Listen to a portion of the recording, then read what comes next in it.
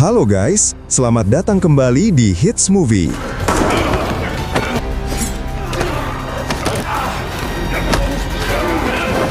Pada kesempatan kali ini, kita akan membawakan sebuah film seru serta mengharukan yang dibintangi oleh John Cena, yaitu sebagai mantan anggota pasukan khusus yang mengalami cedera parah pada punggungnya pada saat melaksanakan misi terakhirnya. Dan kini dia menjadi pengacara swasta yang pada akhirnya dia memutuskan untuk mengawal seorang jurnalis terkenal di kota tersebut.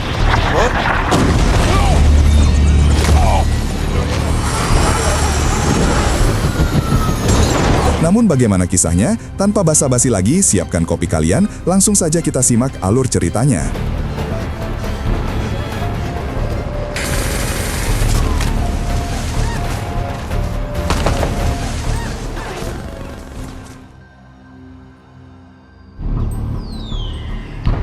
Film diawali dengan diperlihatkannya kegiatan pasukan militer, serta di situ diceritakan tentang kehidupan seseorang yang bernama Mason Pettis yang memulai karirnya di dunia militer.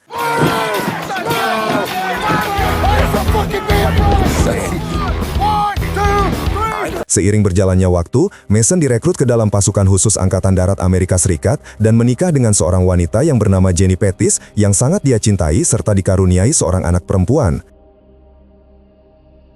Tidak lama setelah itu, Mason mendapatkan sebuah misi, yaitu untuk menyingkirkan seorang diktator yang bernama Venegas dan merupakan presiden negara kecil yang bernama Paldonia. Namun ketika Mason diturunkan di lokasi misi, tiba-tiba helikopter yang dia tumpangi beserta teman-temannya di dalamnya ditembak jatuh oleh tentara Paldonia.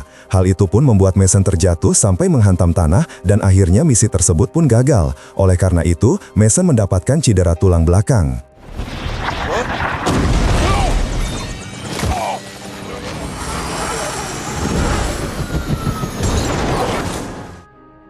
Di sini Mason adalah anggota satu-satunya yang selamat dari kejadian naas itu dan kemudian diistirahatkan dari Angkatan Darat. Akan tetapi Mason saat ini kurang senang karena sekarang dia harus menafkahi keluarganya dengan bekerja sebagai seorang pengacara swasta. Saat pagi hari sebelum Mason berangkat ke kantor, dia lebih dulu mengantar putrinya yang bernama Chelsea ke sekolah. Di situ Chelsea bercerita kalau dirinya telah dibuli oleh teman sekolahnya. Lalu Mason pun menyarankan agar memukul tenggorokan si pembuli jika dia hendak membulinya lagi. Hit him in the Adam's apple. All boys have him. Bye, Daddy. Ketika sudah berada di kantornya, Mason bertemu dengan pelanggannya yang aneh yang meminta Mason agar menangani kasus sepele yang menimpa dirinya saat ini. You have my word. I will make this all go away. Thank you. I'll be in touch, okay? Thank you. Setelah pelanggan itu pergi, Mason tiba-tiba didatangi oleh teman lamanya yang bernama Orly yang merupakan mantan pasukan khusus Angkatan Darat Amerika Serikat. You don't write, you don't call. Pada awalnya, Orly bertanya kenapa Mason menghilang tanpa memberinya kabar. Kemudian Orly menyinggung tentang pernyataan Mason dulu yang begitu membenci pekerjaan sebagai pengacara. Mendengar hal tersebut, Mason pun menjelaskan kalau dia memiliki anak dan istri yang harus dia penuhi kebutuhannya. Dan demi mereka juga, Mason siap menjalani mimpi buruk itu di dalam kehidupannya. Setelah mereka berbincang-bincang, kemudian Orly mengajak Mason jalan-jalan karena ada sesuatu yang ingin dia sampaikan.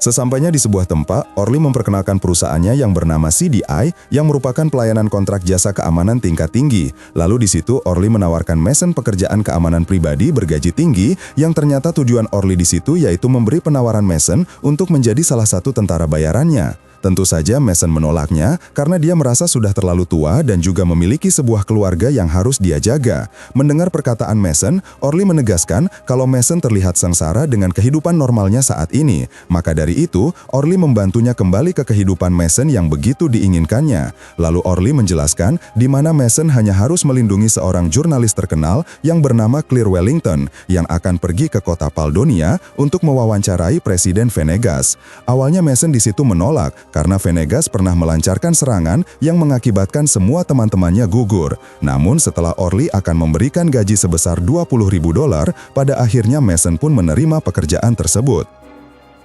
Sepulangnya dari perusahaan Orly, Mason menjemput Chelsea dan Jenny di sekolah. Di situ terlihat raut wajah Jenny yang sedikit murung dan kesal karena Mason terlambat beberapa menit menjemputnya. Sesampainya di rumah, Mason kembali dimarahi Jenny dan merendahkan pekerjaan Mason sebagai pengacara swasta. Setelah itu, Mason menemui Casey yang sedang bermain game. Hey, Daddy. What are you doing? Building a cruise ship. Di situ Mason lalu mengatakan kalau dirinya akan pergi keluar kota dalam beberapa hari. Do they have snow globes where you're coming? Tidak lama dari itu, Mason berpamitan dengan sang istri yang kaget saat mengetahui Mason akan menjalankan sebuah misi. Bukannya senang, Jenny justru tidak rela Mason pergi dan mengancam akan membawa Casey pulang ke kampung halamannya, yaitu ke rumah orang tua Jenny. Akan tetapi di situ Mason tidak menghiraukannya dan tetap akan pergi demi mencari uang untuk mereka. Keesokan harinya, terlihat Mason menemui Claire yang dari tadi sudah menunggunya. Kemudian mereka pun segera berangkat menuju bandara sembari berbincang-bincang di dalam mobil. Setelah sampai di bandara dan sudah menaiki sebuah pesawat jet pribadi milik Venegas, mereka pun terbang menuju kota Paldonia.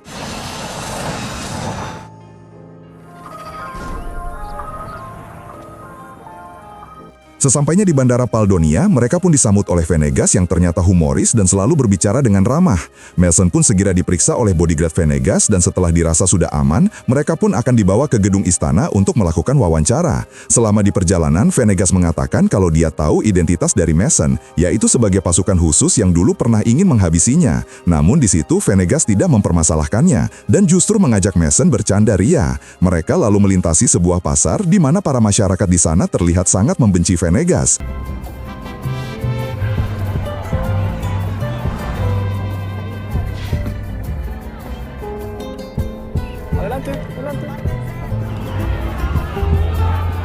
Setelah melewati pasar, Venegas membawa mereka ke pedesaan yang merupakan tempat kelahirannya. Namun ketika mereka hendak melewati jembatan, tiba-tiba mobil salah satu pengawal yang berada di depan meledak dan disusul dengan serangan rombongan tentara bayaran yang akan menghabisi Venegas.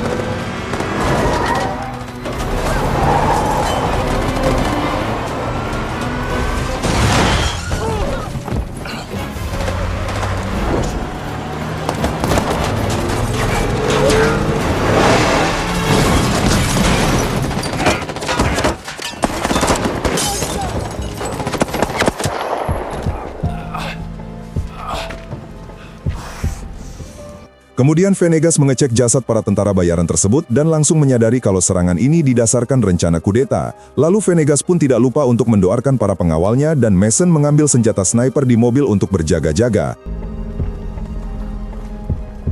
Kemudian Mason dan Claire mengambil jalan dengan melintasi hutan dan Venegas pun mengikutinya. Ketika sedang beristirahat sejenak, Mason menghubungi Orly dengan telepon satelit agar segera mengirimkan bantuan dan di situ juga Mason mengatakan kalau dirinya dan Claire telah diserang. Menyadari nyawa pelanggan lebih penting, Orly pun dengan cepat akan segera mengirimkan bantuan berupa helikopter. Setelah Mason selesai menelpon Orly, Venegas mengatakan kepada Mason kalau dia ingin meminjam telepon satelitnya untuk menghubungi keponakannya yang bernama Vaskus. Di sini diketahui bahwa Vaskuslah yang mengirim para tentara tadi untuk menghabisi pamannya sendiri, demi mendapatkan jabatan sebagai presiden. Kemudian Vaskus yang menyadari kalau pamannya ini masih hidup, Vaskus dan perwiranya pun panik. Mi tío no está muerto. Nuestros socios no van a estar muy cómodos. Setelah perbincangan antara Venegas dan Vaskus selesai, Mason membawa Claire ke tempat terbuka untuk menunggu helikopter yang akan menjemput mereka, dan Venegas berpisah dengan mereka.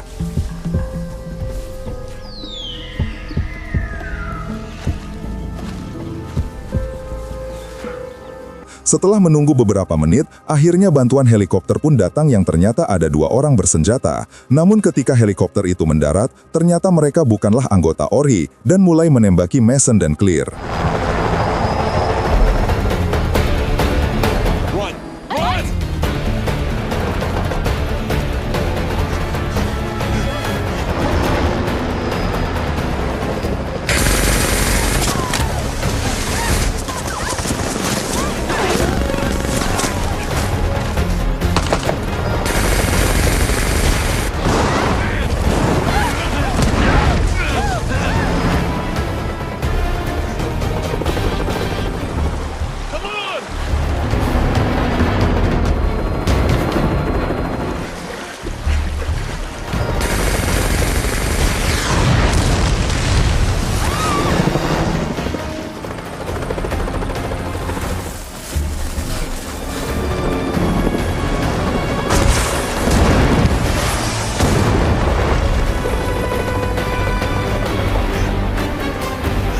Setelah melewati sungai, Mason mulai merasa lelah dan memutuskan untuk menembak jatuh helikopter tersebut dengan senjata snipernya sembari direkam oleh Clear.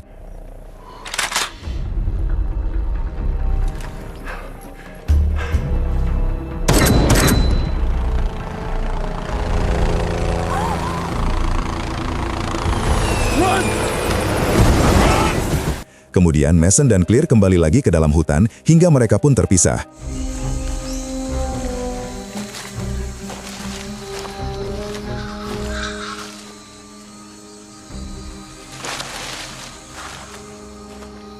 Mason?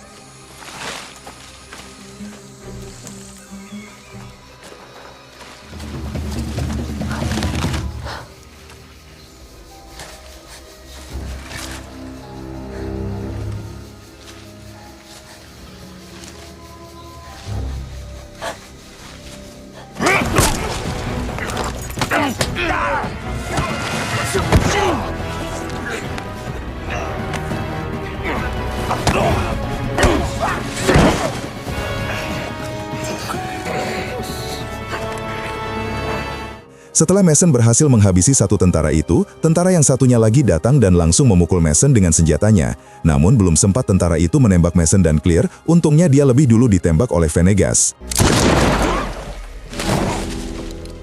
Di sisi lain, terlihat Vasquez mendatangi tempat jatuhnya helikopter tadi bersama perwiranya. Vasquez lalu dihampiri oleh pemimpin tentara bayaran sewaannya yang bernama Cohors, yang merupakan mantan kolonel Angkatan Darat Afrika. Kemudian Cohors di situ menyindir jika kliennya tidak akan suka ketika mengetahui Venegas masih hidup dan membuat masalah. Vasquez pun kembali menyindirnya bahwa anak buah Cohors lah yang telah gagal menghabisi Venegas. Lalu keadaan pun mulai tegang ketika mereka mulai berdebat tentang kerjasama mereka. Di situ diketahui bahwa Vasquez dan Cohors ini telah membuat perjanjian, yaitu Cohors ingin Vasquez menjadi presiden Paldonia agar dia bisa memberikan izin penambangan bebas di negara tersebut yang kaya dengan harta karun bumi. Sementara itu, Mason, Clear, dan Venegas beristirahat sejenak di tepi sungai. Kemudian Clear sempat menanyakan tentang Mason yang sedang merasakan sakit di punggungnya. Lalu Mason menceritakan bagaimana dia mendapatkan luka di punggungnya tersebut yang dia dapatkan pada misi terakhirnya yang gagal di Paldonia. Mendengar hal tersebut, Clear pun ikut bersimpati. Setelah itu, Clear menanyakan apakah status Mason masih beristri atau bercerai. Mason pun menjawab bahwa mungkin hubungannya dengan istrinya kini akan berpisah. Mason juga menceritakan bahwa dia berusaha menjalani kehidupan normal dengan menjadi seorang pengacara. Meskipun berhasil lulus dengan nilai yang baik dan berusaha menjalani kehidupan normal, namun Mason merasa bahwa dia justru membenci kehidupannya tersebut, hingga akhirnya dia pun harus memilih untuk kembali ke jalannya menjadi seorang tentara, meskipun saat ini hanyalah tentara bayaran pribadi. Lalu Venegas membawa Mason dan Clear ke sebuah pedesaan yang bernama Sabrina. Para warga yang tahu kedatangan Venegas pun langsung menyambutnya dengan bahagia. Begitupun dengan kepala desa tersebut yang merupakan teman dekat Venegas ikut menyambut kedatangan Venegas. Tidak lama dari itu, setelah mereka selesai merapikan diri, sore harinya Clear mulai mewawancarai Venegas dan direkam oleh Mason. Dalam wawancara tersebut, Venegas mengungkapkan fakta bahwa selama menjabat, dirinya sering sekali mendapat ancaman pembunuhan dari orang-orang luar yang ingin mengambil alih dan membeli sumber daya Paldonia dengan harga yang relatif murah. Sumber daya yang mereka incar sebenarnya adalah tanah Paldonia, karena semua tanah di negara ini mengandung latanida, yaitu sebuah logam langka yang menjadi bahan dasar berbagai macam barang-barang elektronik. Karena itulah kenapa orang luar melakukan segala cara untuk menyingkirkan Venegas dan menyebarkan berita buruk tentang Venegas hingga ancaman pembunuhan dan lain sebagainya. Namun Venegas tidak menyerah begitu saja, karena Paldonia adalah rumahnya dan peninggalan nenek moyang semua warga Paldonia.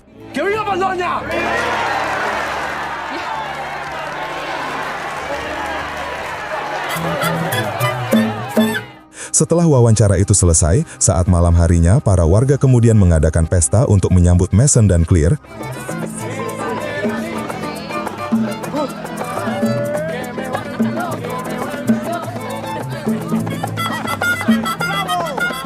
Keesokan harinya Mason mengajak Clear untuk pulang karena misinya sudah selesai.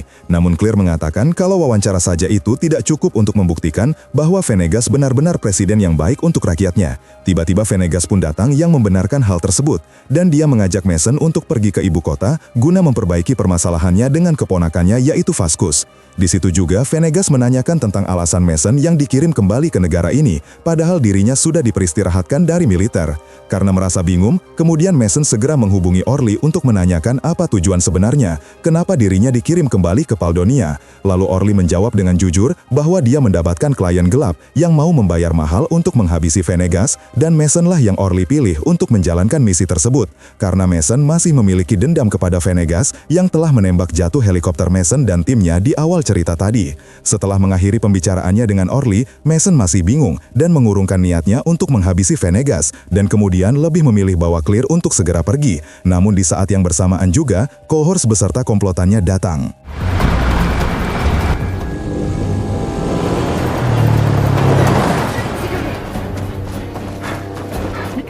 Lalu Cohorts berbincang dengan kepala desa di situ hingga langsung memukulnya agar mendapatkan informasi tentang keberadaan Venegas. Está el presidente Venegas.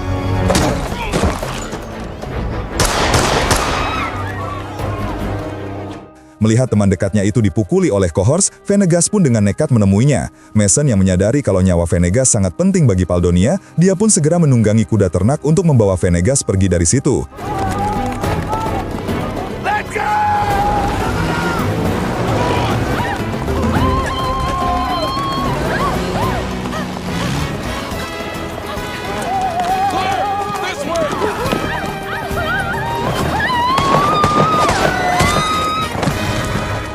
Dalam pengejaran tersebut, Mason dan Venegas berhasil lolos, tetapi Clear tertangkap karena terjatuh dari kudanya. Mason dan Venegas yang melihat kalau Clear telah berhasil ditangkap dan mereka pun melanjutkan perjalanan ke ibu kota untuk mencari bantuan.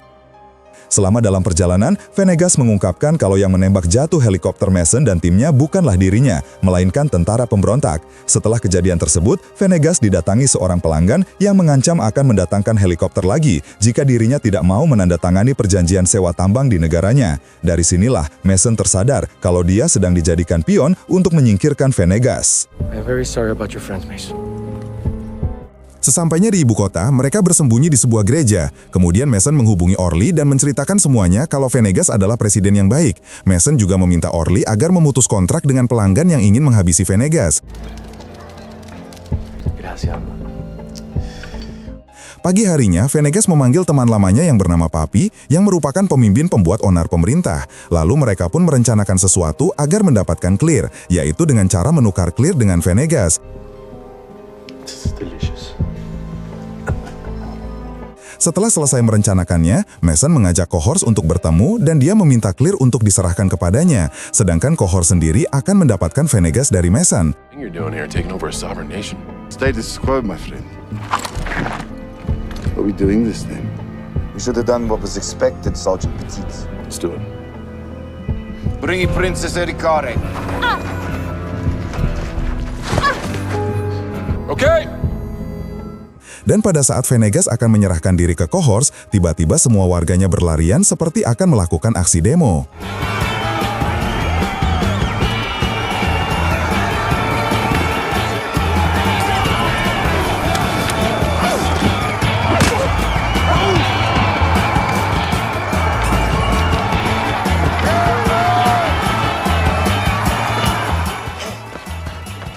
That was my people, Claire, huh?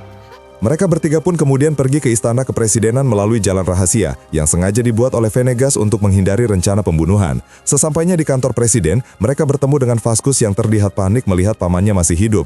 Meskipun keponakannya ini sudah jahat kepadanya, Venegas tetap menyayanginya dan dia mengatakan agar Vasquez memilih pamannya daripada bekerja sama dengan orang luar. Karena sebenarnya, Vasquez juga dipaksa oleh beberapa pihak, akhirnya dia pun mau berpihak kepada pamannya.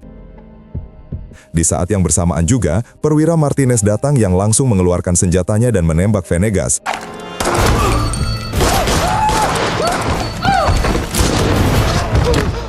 Ternyata Venegas memakai jas anti peluru yang membuatnya selamat dari tembakan Martinez yang mendarat tepat di jantungnya. Akan tetapi sangat disayangkan, Vasquez terkena tembakan dari Martinez saat adu baku tembak tadi yang membuatnya harus mati di pangkuan Venegas.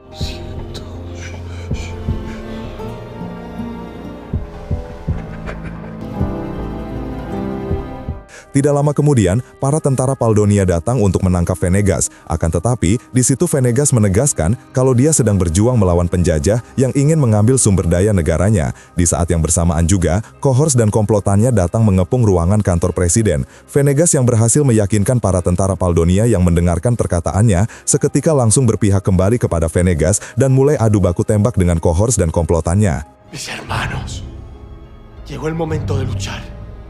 Yo sé que están obedeciendo órdenes. Soldados, no tienen por qué hacer esto. Defiendan su patria por esta tierra.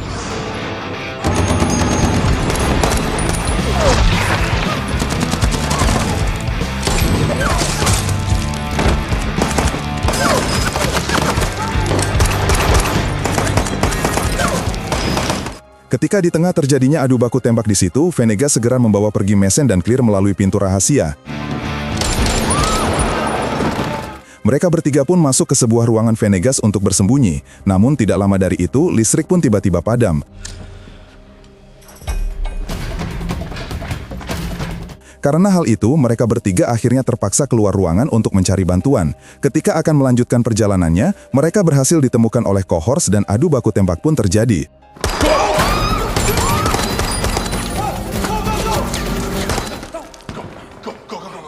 Mereka bertiga pun berpisah. Venegas dan Clear pergi ke taman lalu menyaksikan tentaranya baku tembak dengan pasukan Cohors, sedangkan Mason berhadapan dengan salah satu anggota Cohors.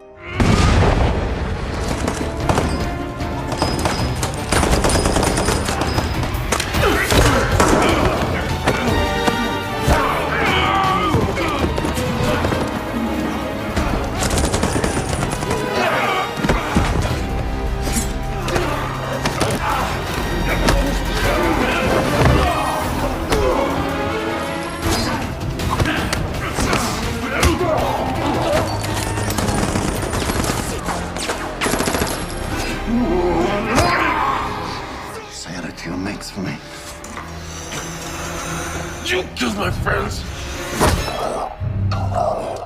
Lalu Mason membantu tentara Paldonia yang berjuang keras melawan pasukan Cohors, dan hal itu sempat direkam oleh Clear.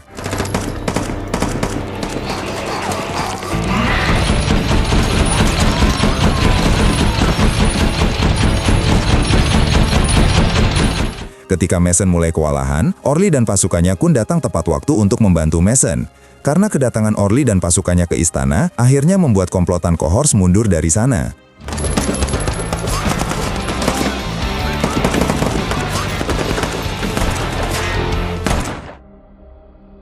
Beberapa hari kemudian, Clear memposting semua kejadian yang direkam selama di Paldonia dan menarik semua media di dunia. Dan karena hal ini, membuat dunia tahu kalau perusahaan-perusahaan besar dan tentara bayaran swasta mengincar sumber daya alam Paldonia seperti yang dikatakan oleh Venegas.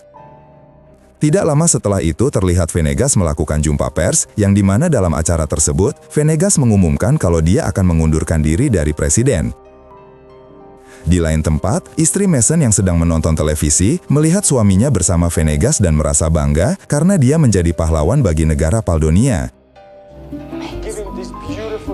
Keesokan harinya, Mason pun pulang ke rumah dan disambut hangat oleh Jessie dan Jenny istrinya.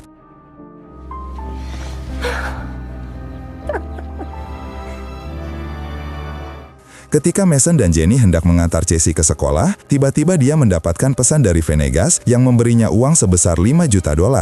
Tentu saja Mason tidak percaya karena Venegas suka bercanda. Namun, ketika dia mengecek saldo rekeningnya, ternyata memang benar. Yes! Menyadari kalau dirinya saat ini sedang banyak uang, Mason pun memutuskan untuk liburan bersama keluarganya. Dan film pun tamat. Dari film ini kita belajar, jangan lepaskan jika ada kesempatan. Lakukan dengan sungguh-sungguh karena usaha tidak mengkhianati hasil. Maka apapun yang dimiliki tetap selalu disyukuri. Itu saja ya guys.